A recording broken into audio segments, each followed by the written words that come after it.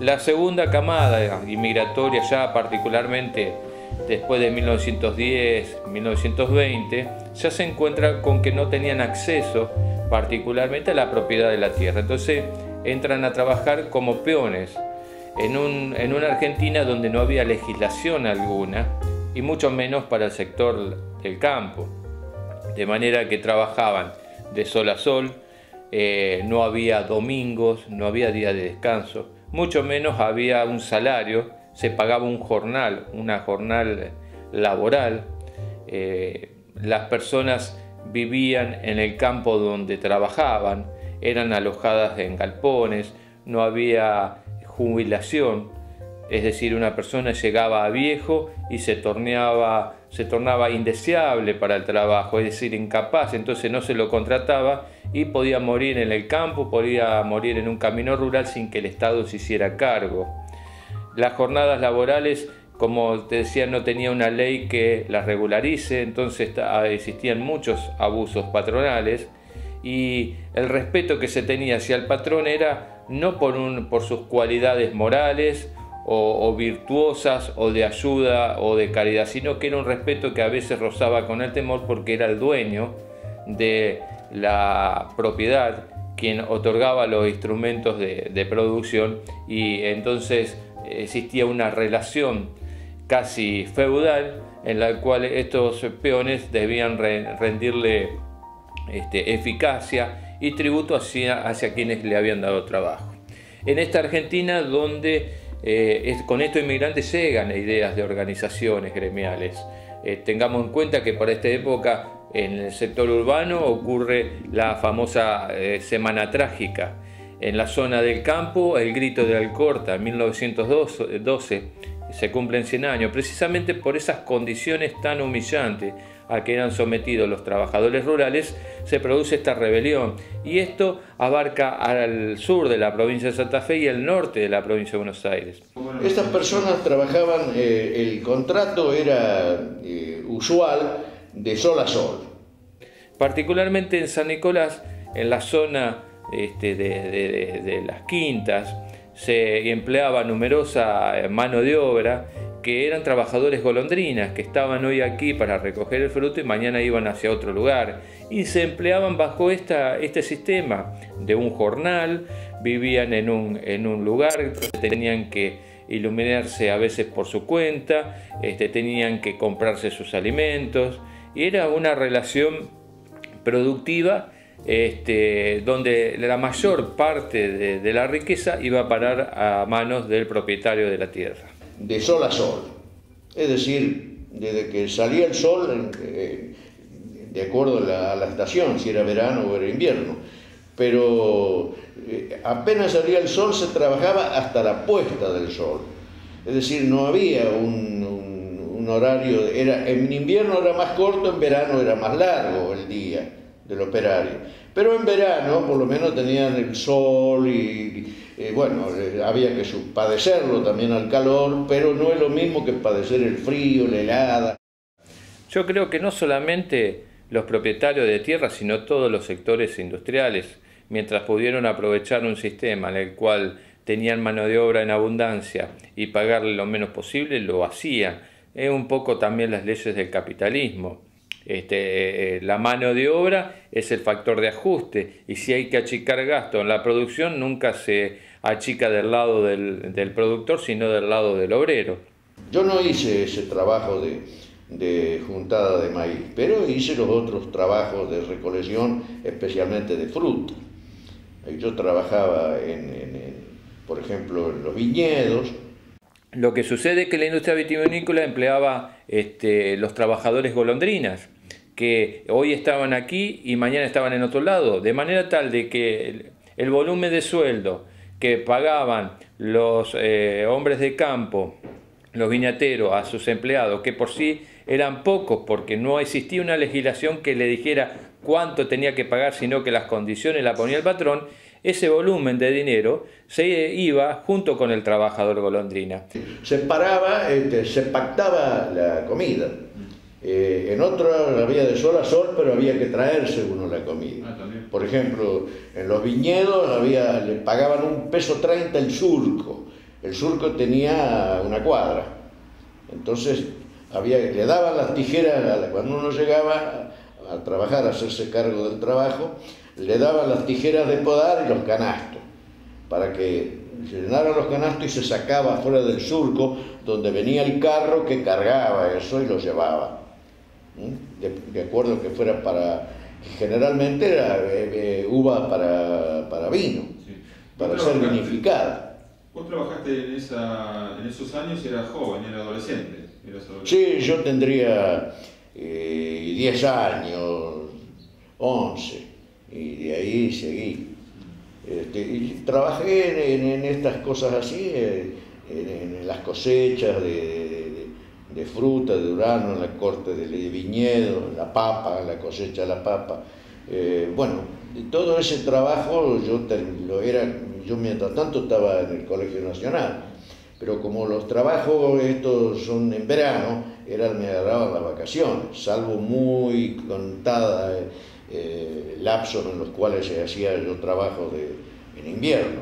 Entonces, bueno, ahí había que forzosamente hacer una o dos jornadas y después dedicarme al colegio, porque yo estaba en el Colegio Nacional. Y esa paga, es difícil de trasladar a la actualidad, ¿no? Pero... Sí, es muy difícil, pero representaban algo así como 4,5 kilos, 5 kilos de carne. Los 1,30, estoy hablando de los 1,30, por ejemplo. Los 1,30 y eso alcanzaba. Estoy hablando de una cosa que se podía comprar, carne, que era para puchero, eran achuras, carne para hacer asada, pulpas para hacer bifes o milanesas. Es decir, ahora hay que calcular que duraba más o menos, el 1,30 duraban 3 días. Las familias eran numerosas, así que también se acortaba la... Pero 1,30 por surco, sí. Y con eso te alcanzaba para 4 o 5 kilos de carne. Alcanzaba para 3 días de comer. Sí. Una familia... Un surco. Un surco. Para 3 días de comer. ¿Y cuánto llevaba a hacer un surco? Y llevaba todo el día. Todo el día. Sí, de sol a sol. No es que se hacían 8 surcos. No y conste que eso 1,30 por surco era compartido, no era yo solo el que cortaba. Estaban mis hermanos, mis 2 hermanos y mi abuela, que tenía 83 años, nos acompañaba en la cortada es decir, ahí no se salvaba nada, si era chico o era viejo, lo mismo, entraba, le daban $1,30 para el surco, y estaba, la mitad de la familia estaba metida en el surco para sacar 1,30. No era lo que sí es cierto que esos 1,30 alcanzaba para mantenerse durante 3 días por lo menos para comer. Porque claro, el precio que tenían las cosas no es el precio de ahora. La carne valía 25 centavos el kilo. Así que con $1 uno podía comprar 4,5 kilos de carne, pero no compraba todo carne, pero qué sé yo, había algunos artificios, digamos, de las amas de casa para hacer durar la comida. Compraban una cabeza de vaca y tenían para puchero y para fiambre durante por lo menos 2 o 3 días. Mario, ese trabajo que hacían era duro, realmente se soportaba a duras penas, ¿cómo lo sobrellevaban? El trabajo era duro, sí, era duro, sí. Era duro porque las posiciones, cuando uno es joven no siente los huesos. Ahora mi abuela tenía 85 años y ella podaba lo de arriba para ir parada, no agacharse. Entonces iba de arriba y ella sacaba los racimos que estaban arriba. Teníamos dividido el trabajo. Y los más chicos eran los que iban abajo, así. Estaba dividido en 3. dividíamos en tres nosotros el viñedo. ¿Las condiciones de trabajo mejoraron después? Digamos, en esa época no había el estatuto del peón rural, no había nada, digamos. No había, no. Por lo menos los que iban a trabajar ahí ignoraban que existía un estatuto, una ley, el cumplimiento de ciertas normas, no solamente de normas de salud, sino de seguridad. No había nada en ese entonces, no. Era lo que le daban, uno pactaba, es decir, 1,30 pesos el sur, 2 pesos la juntada de papa, por ejemplo. Tenía que juntar papa que pasaba el arado, en ese entonces la cuchilla, era arado cuchilla. Volcaba la tierra, aparecía la papa, había que juntar mientras iba hasta el fondo y cuando volvía había que tener toda la papa metida en bolsa. Así que las bolsas, muchas veces nosotros teníamos que arrastrarlas hasta el lugar donde pasaba el carro. No es que automáticamente venía la máquina y lo levantaba. Claro, en ese contexto de la sociedad argentina, con otra escala de valores totalmente distinta, con la falta de una conciencia obrera difundida luego, con faltas de solidaridad, ya que es decir, los patrones siempre cuando tuvieron que enfrentar a la clase obrera aprovecharon las divisiones de la clase obrera. En ese contexto no había asociaciones gremiales importantes que nuclearan a los trabajadores y menos del área del campo. El Estatuto Rural surge después de 1948 y a partir de ahí se comienza a hablar de lo que es la Federación, la Federación Agraria Argentina surge en 1912, pero no tenía una difusión y una agremiación importante en el área del campo. Entonces, todo este vacío era aprovechado para los abusos de muchos propietarios, no todos, habrá excepciones por supuesto, pero la mayoría se abusaba de esta falta de legislación. Y en ese contexto el peón asumía como natural ese tipo de relaciones. Entonces veía en el propietario aquel que le tendía su mano, otorgándole un trabajo, un medio de vida, y lo aceptaba, porque en ese contexto sumamente desfavorable, esa era la tabla de su salvación. Cuando vista desde otros ojos, era más que nada la opresión por las condiciones laborales a las que era sometido. Pero en ese contexto natural se aceptaba y esto estaba rodeado de todos los valores que enmarcaban la relación entre el patrón y el obrero. El patrón siempre es sabio, nunca se equivoca, los obreros son los burros. El patrón es el que sabe, el educado, y los obreros son los analfabetos. Entonces se aceptaba este condicionamiento. Y esto se ve muchísimo en el área del campo, en lo que es esa primera etapa de la historia argentina, donde después todo cambia. La irrupción en escena del peronismo cambia y subleva a la gente frente a las condiciones laborales que venía siendo sometido y cambia la conciencia de clase. Sí, es posible que buscaran lucrar, ¿no es cierto? No creo yo que hayan sido tan inocentes como para no lucrar. Sí, sabían que pagaban, se ponían de acuerdo incluso de cuánto le podemos pagar, es decir, todo. No era uno hacía 1,30 el surco y el otro 2 pesos, no. A donde iba uno era 1,30 el surco. Entonces quiere decir que algo había entre los pocos que hacían la formación de precio, digamos, para ventilarlo a esto. La formación de precios, ponían el precio, por supuesto, la ganancia estaba en achatarlo al precio, ¿no? Cuanto más se achataba, aparte que, como dije, no estaban muy tecnificados, eran enemigos de la técnica. Hacían todo al revés, y entonces tenían que trabajar el doble y explotar el triple. Entonces la explotación desde el punto de vista de la jornada, del jornal que sacaba, también se achataba. Y esto es evidente, uno a lo mejor contrataba menos cantidad de personas y recargaba de trabajo más a las otras para ahorrar en salario, o a lo mejor le bajaba el precio del jornal sabiendo que detrás de ese desocupado o de ese trabajador golondrina había 10 que buscaban empleo.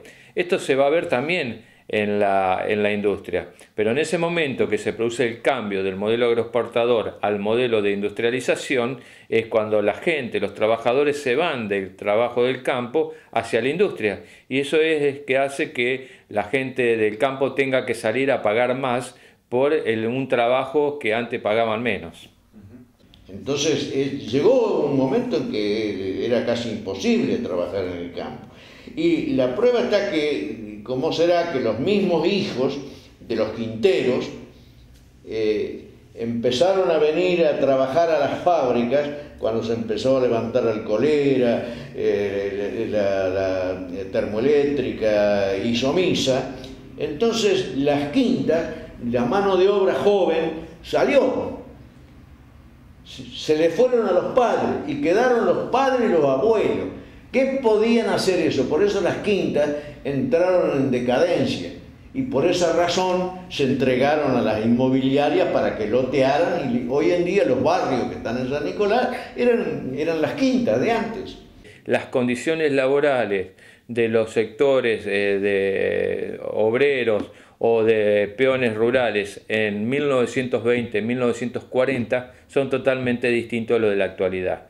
En un contexto de inexistencia de leyes sociales, hay un avance de la patronal y de muchos sectores sobre estos derechos que van a ser vulnerados, pero que esa irrupción, esa pérdida de derechos, los obreros no la tomaban como tal, lo consideraban como algo natural en un proceso de contrato, de que el patrón marcara este tipo de cuestiones, se lo tomaba como algo natural y se lo aceptaba. No se conocen huelgas salvajes de los peones rurales, ni paros forzosos que hicieran perder cosechas enteras en la lucha por estas condiciones económicas en el partido de San Nicolás. En otros lugares produjeron levantamientos terribles como es Alcorta. Esa falta de conciencia de esos trabajadores golondrina, esa falta de organización es la que posibilitó que existiera una clase o un grupo de dueños, de propietarios de tierras que impusieran esas condiciones económicas a sus trabajadores.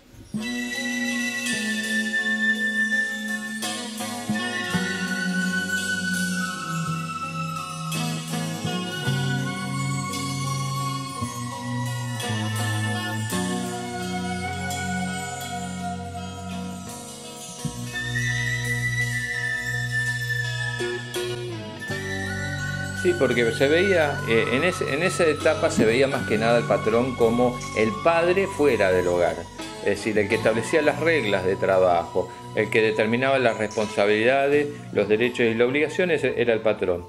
Y el peón o el obrero no tenía forma de responder, no tenía forma de resistir, sino que tenía que asumir las condiciones que imponía no una legislación, sino el propio patrón. Entonces, esas condiciones a veces avasallaban sus más elementales derechos, su humildad e incluso su integridad moral. Pero bueno, lo tenía que aceptar porque esas eran las reglas del juego, donde precisamente no existían reglas algunas. Entonces, la figura del patrón era una figura que establecía realidades y creencias, y que muchas veces los padres de una nueva generación que va surgiendo con otras nuevas condiciones tratan de imponer a sus hijos y le dicen: no le faltes el respeto al patrón, no le faltes el respeto a don fulano, porque él es el patrón y él es el que sabe. Pero los hijos ya no responden a este paradigma, sino que ya están viviendo una realidad de transformación económica y social importante, donde tienen una herramienta política de participación y comienzan a cuestionar todo ese viejo sistema que se cae a pedazos por el cambio del modelo agroexportador al de industrialización.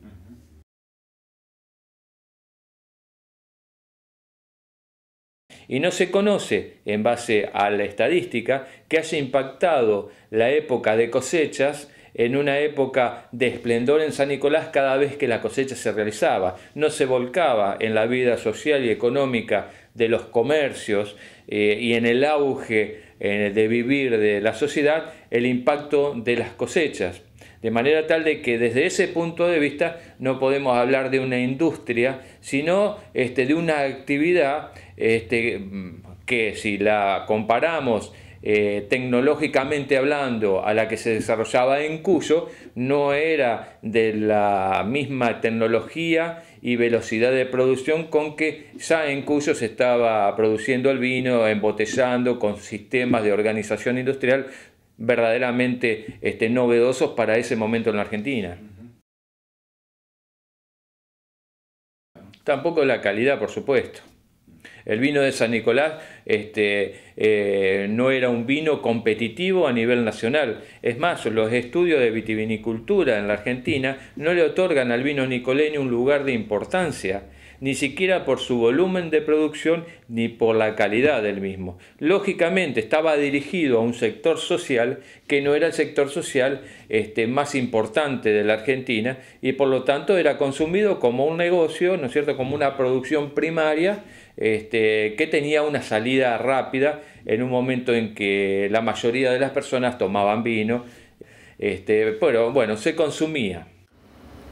Pero en aquellos tiempos preindustriales, no solo existía en San Nicolás una producción frutihortícola o vitivinícola, también existían pequeños emprendimientos, talleres dedicados a diversas actividades que proveían no solo de sus productos, sino también de mano de obra. Por ese entonces San Nicolás era una ciudad pequeña, por supuesto, pero que sin embargo tenía una cierta enjundia comercial, industrial, por lo menos acá en la parte urbana.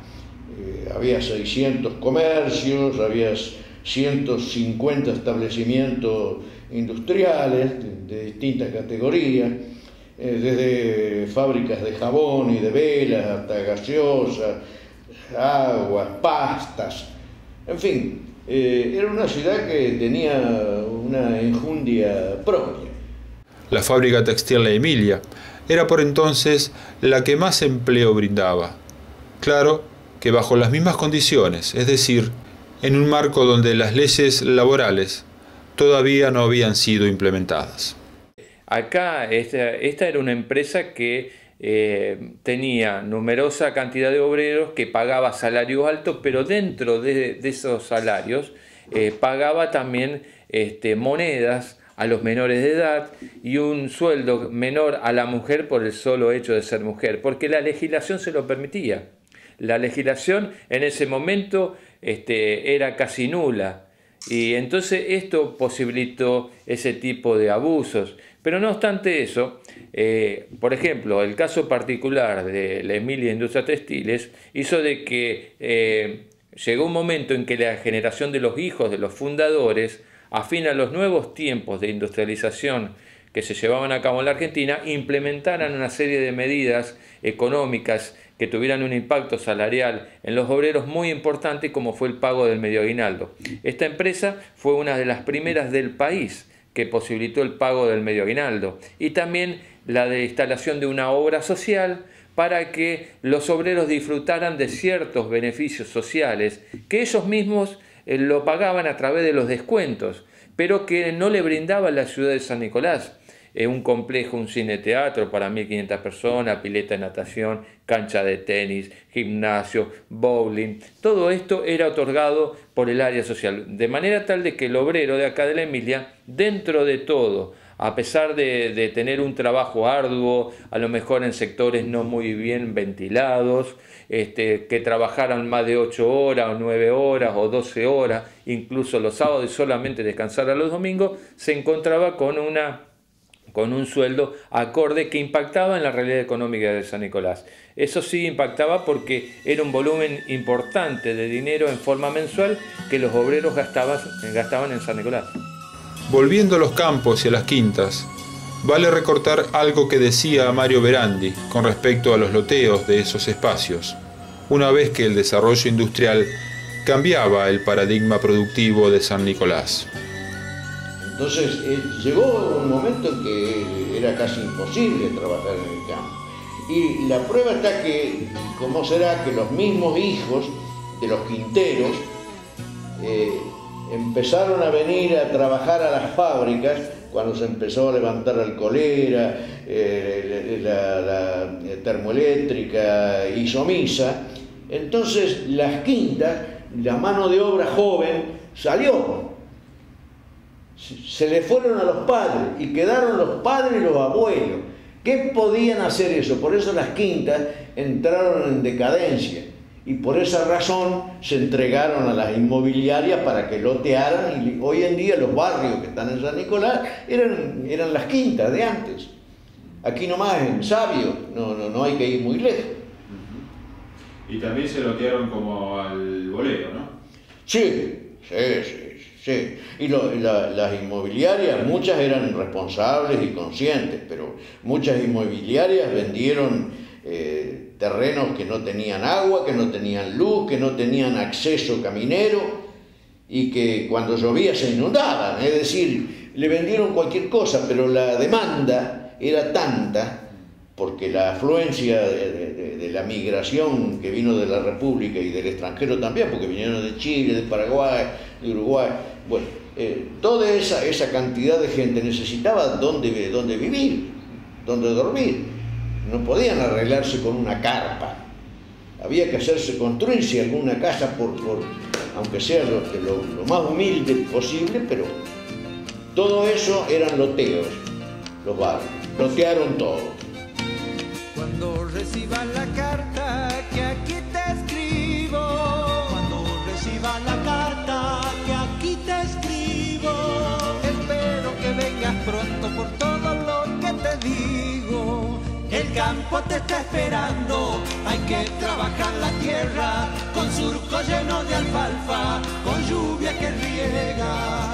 Se vuelve una fantasía todo lo cierto. El cielo un poncho celeste, la noche cristal y estrellas, te cubre con su silencio la naturaleza. El campo te está esperando, la vida ha abierto sus puertas.